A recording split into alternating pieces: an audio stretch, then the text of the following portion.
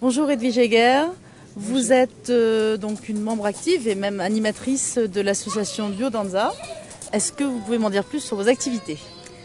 Alors la biodanza, c'est une pratique d'expression psychocorporelle qui a été créée dans les années 60 par un monsieur chilien qui était psychologue et anthropologue qui s'appelait Rolando Toro, qui est décédé en 2010 et qui a élaboré cette méthodologie très précise et rigoureuse de mouvements dansés sur la musique avec la spontanéité et vraiment la liberté de mouvements basés sur le ressenti en lien avec la musique. Donc il y a des mouvements très rythmés, des mouvements plus lents qui sont sur l'intériorité, mais tout est basé vraiment sur le ressenti, à la fois du rythme, de l'émotion que suscite la musique. Et donc il y a toute une session, une succession de mouvements qui sont proposés par l'animateur, qui sont expliqués et montrés. Mais ça se pratique sans apprentissage, c'est-à-dire que ça peut se faire à tout âge, dans toutes conditions physiques. Il y a même des personnes âgées qui le font et qui n'ont plus de mobilité. Donc on peut aussi faire ces mouvements dansés avec ce qu'on a qui subsiste de vitalité et de capacité de mouvement. Et donc c'est vraiment pour stimuler la joie de vivre, le bien-être, améliorer la détente, diminuer le stress et puis enrichir nos liens avec les autres puisque ça se pratique toujours en groupe.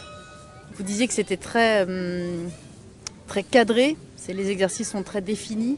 Alors c'est la méthodologie qui est très définie, les exercices sont expliqués, c'est des mouvements extrêmement simples que le professeur explique et illustre à chaque fois, mais justement, ça n'est pas codifié. Ce qu'illustre le professeur, c'est vraiment son exemple à lui et ensuite chacun exécute le mouvement avec son ressenti et vraiment sa spontanéité qui vient de l'intérieur. Donc chacun fait son propre mouvement. C'est très important, dans le respect de soi-même et aussi le respect de l'autre quand on fait des danses à deux, par exemple. C'est très éloigné de la danse classique ou de la danse contemporaine? Oui, en tout cas de la danse classique, c'est sûr, parce qu'il n'y a pas d'apprentissage, il n'y a pas de bons pas. Vraiment, chacun fait le mouvement avec ses capacités, avec ce qu'il ressent et ce qu'il est ici et maintenant. C'est très important. Alors la danse contemporaine, il peut y avoir des liens parce que la danse contemporaine est aussi basée sur le mouvement qui vient de l'intérieur. Très expressif. Voilà, très expressif, très basé sur l'émotion. Et la biodanza est vraiment dans ce processus-là. Sauf qu'il n'y a pas de performance physique ni d'expérimentation comme dans la danse contemporaine. Il n'y a pas de chorégraphie surtout. C'est-à-dire qu'à chaque fois, on peut danser et exprimer, réaliser un mouvement avec les mêmes explications et on va le faire à chaque fois différemment. C'est ce qu'on appelle la vivencia, c'est-à-dire c'est le vécu intense ici et maintenant. Et cette vivencia, ce ressenti du mouvement sur la musique qui est proposée est vraiment différent à chaque fois. Ce qui fait une richesse extraordinaire parce qu'on peut pratiquer la biodanza pendant des années et à chaque fois avoir un ressenti et un mouvement différent sur la même musique. Et ça nous permet d'évoluer dans notre mouvement, dans notre ressenti et dans notre façon d'envisager la vie.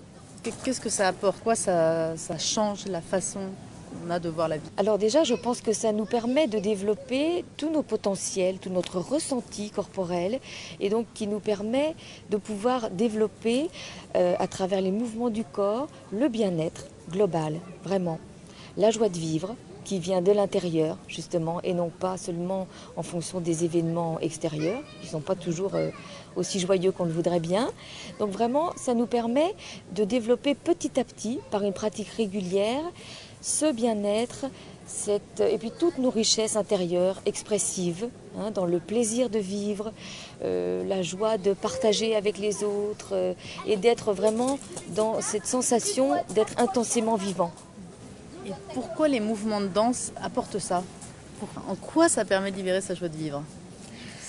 Alors parce que déjà il y a la base qui est rythmique au départ vraiment et le rythme c'est la vie, c'est ce qui nous ancre dans la vie.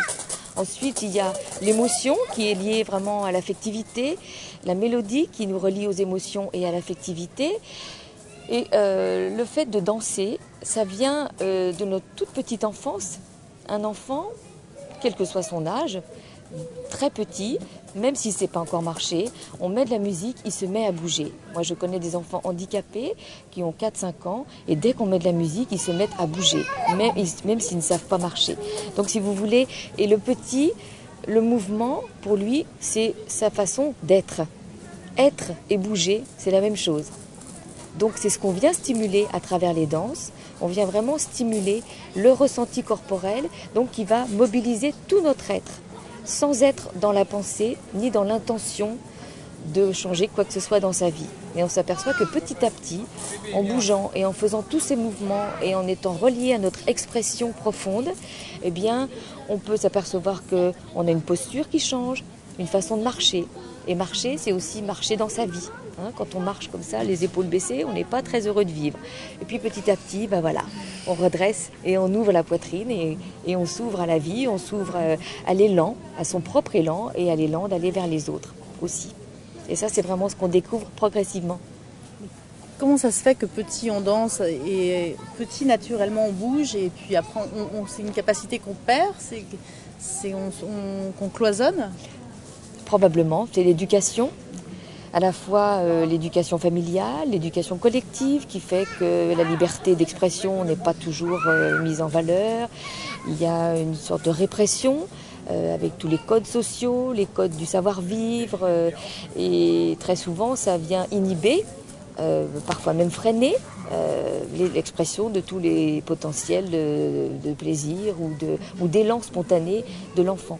Donc justement, il y a tout un mouvement qui est lié à la biodanza, d'éducation biocentrique, qui se développe de plus en plus dans le monde et qui part justement du principe que s'éduquer à la vie, c'est pas seulement apprendre dans les livres, c'est surtout apprendre en expérimentant et en se reliant aux autres, les uns aux autres. Donc c'est un grand projet pour que justement on puisse à la fois être vivant, être éduqué, pour pouvoir être en lien avec les autres et se respecter soi-même, mais dans une liberté d'être, c'est-à-dire qu'ils ne viennent pas inhiber notre richesse expressive, notre richesse affective et notre richesse émotionnelle.